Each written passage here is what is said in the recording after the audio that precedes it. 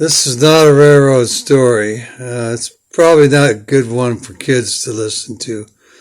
It's called Square Needle in the Left Nut.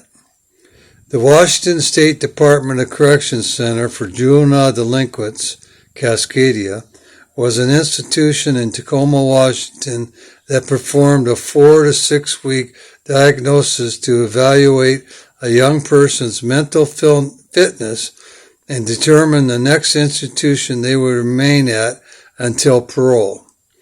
The delinquent girls were locked up in a separate newer building behind the larger original building where the delinquent boys were locked up.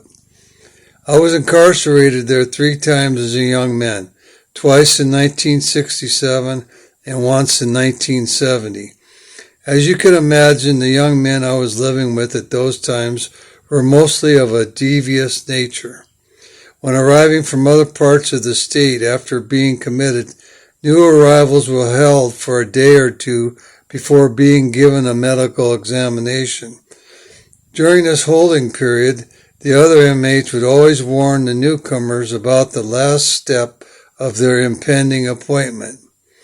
They would BS the newcomer that the doctor finished up his examination by giving them a shot of juices with a square needle directly in the left nut to stop the spread of any possible diseases they had.